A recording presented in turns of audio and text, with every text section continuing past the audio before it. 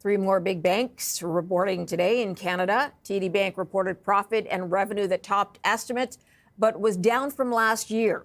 TD, though, is still going to hike its dividend to $1.08 a share.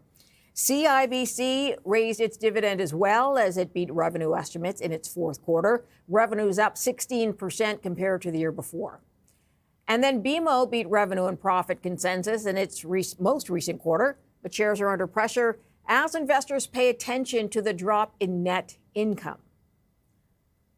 Let's break it down with Paul Harris, portfolio manager at Harris Douglas Asset Management. Thanks for joining us today.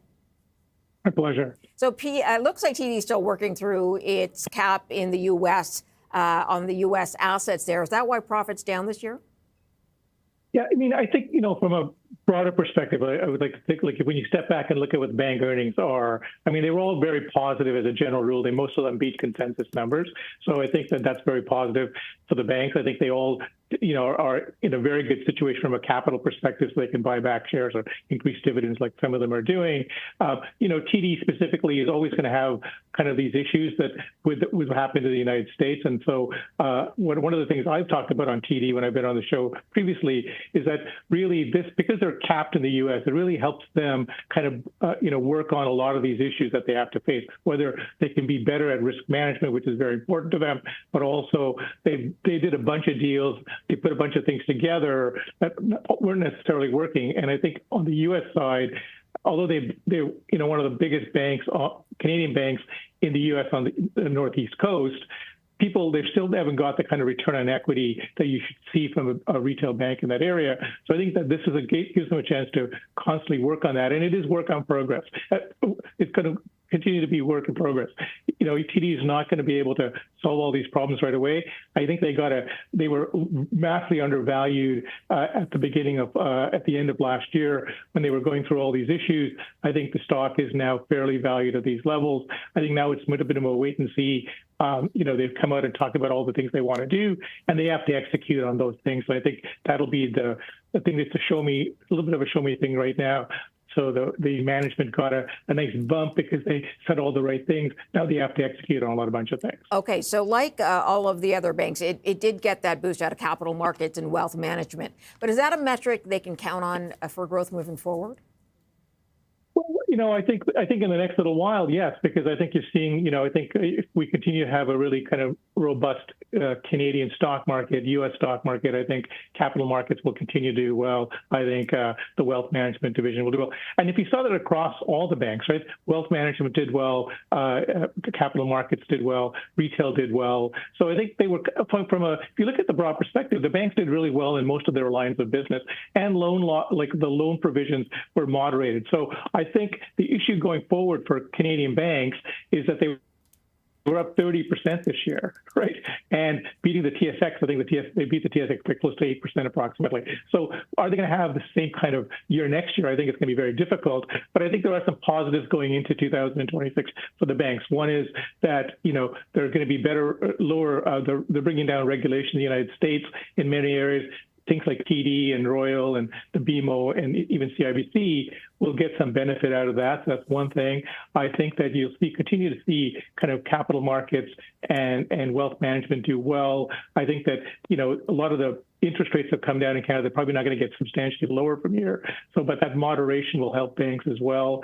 So I think there's a lot of positive things. I think that as a whole, they're trading around 13 to 14 times the whole sector. I think historically they've been between 10 and 12. So they are trading at the high end of their PE range. So I think that, I think this is when you'll have to distinguish which bank is going to do better next year as opposed to kind of all of them got a big moved up this year. But so I think you'll have to pick and choose a little bit more going forward. When you look at the numbers, the Royal had kind of the outstanding numbers this year in the last quarter. So I think, Royal is a company that we've owned for a long time. But I think that you'll have to distinguish a little bit more next year, whereas they're all not going to kind of move at this kind of making new highs all the time. Okay. So it's a very difficult kind of time to think about it, but I think they'll do well regardless. All right. I do want to ask about CIBC a little bit more in depth. You mentioned that it's doing well. It's doing well in the U.S. particularly, which is a key area of focus for them. But is it dealing with a higher rate of potential bad loans compared to the other banks? Well, I think that with on the bad loan side, I mean, I think it's a difficult environment. But I would say what happens with loans is that you have to be, the U.S. is a little bit a very different market than Canadian market. But I think as a general rule, banks are much better at managing their loan book than they were years ago. It's a lot more diversified, so they're able to, to reserve well going into some of these things. They have much more better technology to run their loan book.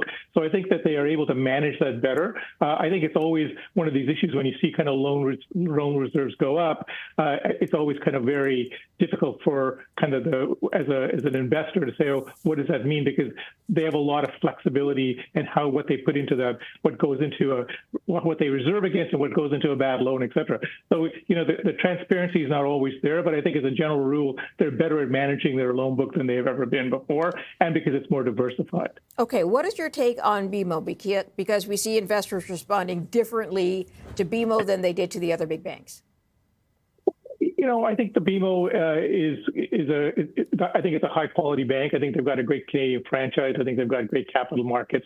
I think their U.S. franchise, like every other U.S. franchise, you don't have the scale necessarily that whether you decide to compete with other investment banks, et cetera, it becomes much more difficult. But I think that, these stocks have done really well. Pulling back a little bit I don't think it's as big a deal as people think, right? So I think, the numbers were okay. I think people they did well on the numbers because of the loan book did better, but that's a good thing, right, in the long run. So I think that they're all kind of doing well in all their lines, but maybe they're not doing as well as other banks. And the banking industry in Canada is all a relative business. I've never seen an analyst in Canada ever say sell one bank, right? They always say, own a little less of this and more of that. So they've always been great investments. They've got great return on capital, great return on equity.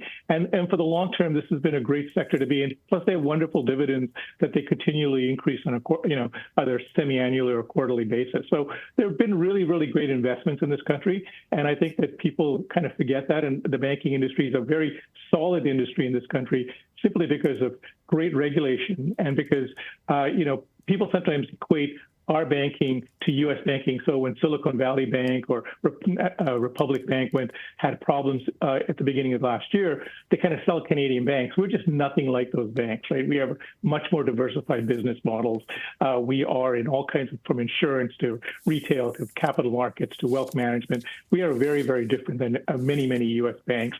And we have a larger scale here and better regulation, which makes us a lot, regulation is important in banking. And so when you have good regulation like we have in Canada, it helps banks, especially when there's adversity in the economy or in the industry.